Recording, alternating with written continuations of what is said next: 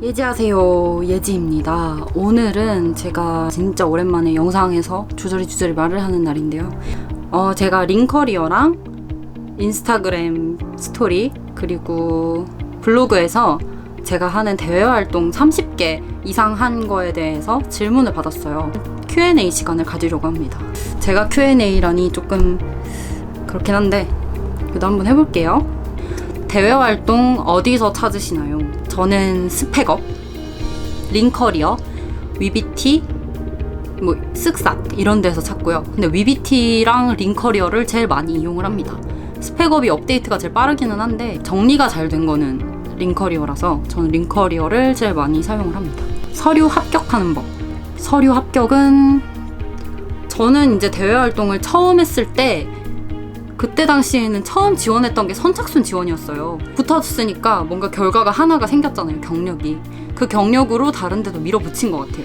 근데 서류 같은 거에 떨어진 적도 저는 진짜 많거든요. 제가 대외활동 많이 붙었다고 해가지고 제가 막 안 떨어졌다고 생각하는 분들도 많으신데 전 대외활동 진짜 많이 떨어졌어요. 떨어진 자소서에는 제가 좀 성의 없게 쓴 게 솔직히 많고요. 붙은 자소서에는 그 분야에 대해서 제가 얼마나 관심을 가지고 있는지 그런 거를 좀 많이 어필을 했습니다. 그리고 면접 팁. 제가 대외활동에서 면접을 많이 보지는 않았어요. 대외활동에서 몇 번 안 봤던 것 같아요. 화상 면접 한 3번? 그리고 대면으로 한 게 2번 정도? 2-3번? 이렇게 있는데 항상 웃어야 되고요. 처음 시작할 때부터 끝날 때까지 계속. 웬만하면은 제가 다 서류에서 합격할 수 있는 것들로 좀 많이 했던 것 같아요.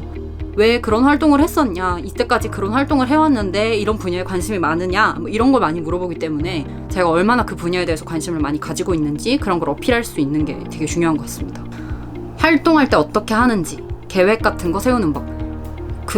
요즘에는 투두리스트 어플을 쓰고요. 조르테 캘린더 아시죠? 여러분들 어릴 때 많이 썼던 뭔지 아세요? 초점이 안 잡히네. 어릴 때 핸드폰 꾸미기 할 때 조르테 캘린더 되게 많이 했거든요. 저는 여기다가 이렇게 일정을 항상 기록을 해놓고 잊지 않으려고 항상 하고, 요즘에는 투두이스트라는 어플을 사용을 하고 있습니다. 이렇게. 이거는 제가 유료로 결제를 해서 쓰고 있어요. 제가 좀 여러 활동을 하다 보니까 다른 활동에 지장이 가지 않도록 하는 게 저의 핵심이에요. 제 활동에. 그래서 최대한 일목요연하게 정리를 하고 그날 할 일들을 정리를 하고 최대한 미루지 않으려고 해요. 마감일이 정해져 있으면 마감일보다 최소 며칠 전에는 제출을 해놓도록 그렇게 하고 있습니다. 왜냐면 마감일에 너무 힘들더라고요, 저는. 무엇을 위해 그렇게 열심히 하나요? 그거 되게 많이 물어보시는데 정말 솔직하게 말씀드려서 활동비 주니까 열심히 하게 되는 것 같아요. 저는 알바를 안 하거든요. 근데 이거를 알바 개념으로 하다 보니까 저는 이제 용돈벌이가 좀 되더라고요. 그래서 알바할 시간에 컨텐츠 만들고 내 경력 쌓고 내 능력 쌓아가는 그런 정도? 그렇게 하고 돈도 받고 그런 식으로 하다 보면 그렇게 열심히 하게 되는 것 같습니다. 가장 기억에 남는 활동 5가지. 질병관리청 국민소통단, 그리고 생활 속 민주주의 기자단. 이거는 서울시 생활 속 민주주의 학습지원센터에서 하는 거고요. 그리고 지금 하고 있는 것들 중에서는 지금 계명대학교 대학혁신지원사업 서포터즈 이루미 2기 활동을 하고 있고요. 한국과학창의재단에서 하는 여름방학 속속 캠프인데 2018년도에 제가 참여를 했었거든요. 기억하는 사람들 서포터즈 4기를 했었는데요. 서울 남산에 기억의 터랑 기린비에 대해서 홍보를 하는 컨텐츠인데 일본군 위안부 관련돼서 제가 컨텐츠를 제작하는 거라서 저는 되게 의미 있게 했습니다. 전공이 뭐냐고 물어보시는 분들이 굉장히 많으세요. 저는 계명대학교 언론영상학과를 본전공으로 하고 있고요. 제 이전공으로 복수전공을 정치외교학과를 하고 있습니다. 부전공으로 사학과를 하고 있습니다. 그래서 총 전공이 3개고요. 졸업을 하면 학위는 2개를 따고 이수로 이제 부전공을 따는 거예요. 사학과. 영상 기획 같은 거 어떻게 하는지 궁금하다. 저 기획을 진짜 못하거든요. 기획을 정말 못하는데 사실 진짜 경력으로 비비는 것 같아요. 그냥 이리저리 해봤던 거, 이때 해봤던 거, 저때 해봤던 거 좀 살려서, 아니면 전 사회적 이슈에 좀 관심을 많이 가지고 있어서 그런 거에 대해서 하거나, 그러니까 제가 25살으로서 참여하고 싶은 콘텐츠들을 만들려고 노력을 하는 것 같아요. 근데 기획을 되게 못해요, 제가. 컨텐츠 마케터가 꿈인지 궁금합니다. 기획보다 콘텐츠 제작에 더 힘쓴 대외활동 같아서. 기획은 하기는 해요. 물론 대외 활동에서 서포터즈에서 기획을 아예 안 하는 건 아니고요. 주제가 정해져 있다고 하더라도 이 주제에 대해서 어떻게 컨텐츠를 제작을 할 건지에 대한 건 전반적인 기획은 제가 하는 게 맞죠. 근데 저는 좀 주제가 정해진 거에서 하는 거가 좀 더 편하고 기획력이 딸리기 때문에 좀 그런 것 같습니다. 직업이 확실하게 정해져 있지는 않은 것 같아요. 그냥 홍보팀에서 일하고 싶다, 마케터도 좋다.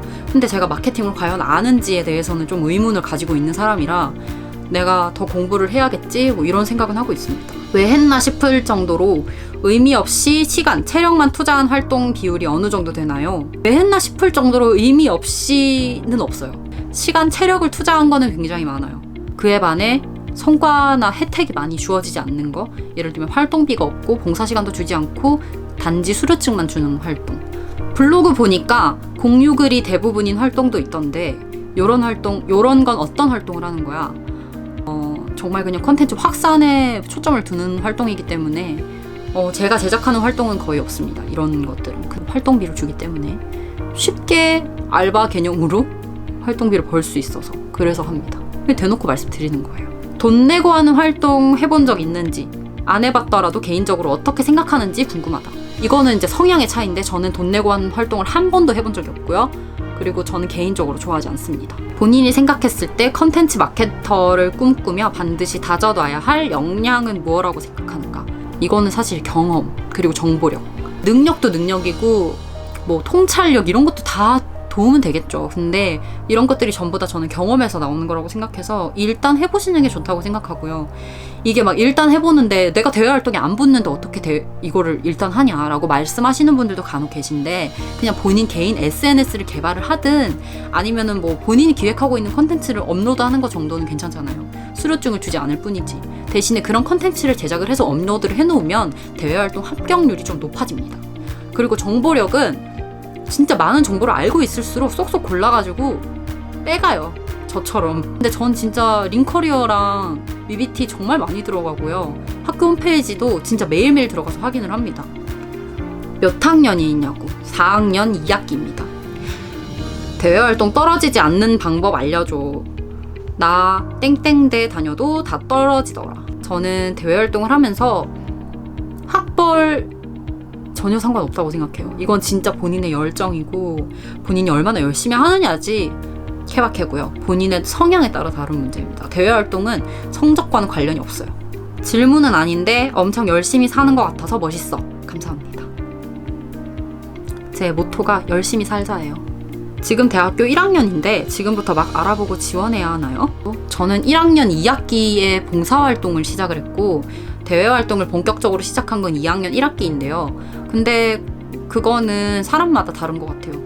그 대외활동을 하는 시기가 뭐 빨라야 좋은 게 있고 뭐 늦어야 좋은 게 있고 이런 게 없어요. 그냥 본인이 하기 나름이고 하고 싶을 때 하면 돼요.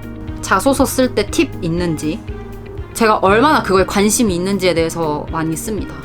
예를 들면은 일본군 위안부에 관련된 거라면 나는 일본군 위안부 이슈에 대해서 관련이 너무너무 많아서 관심이 너무너무 많아서 뉴스를 많이 찾아보고 관련 책도 읽어보고 관련 활동을 하기 위해서 엄청 많이 찾아봤다. 그러던 중 이 활동을 알게 되어 이 활동에 지원하게 됐다. 뭐 이런 식으로 저는 썼거든요. 제 기억상 그렇게 했기 때문에 얼마나 관심이 있는지가 중요한 것 같아요. 관심이 있는 만큼 콘텐츠에 대해서 질도 되게 좋아지기 때문에 그런 것 같습니다.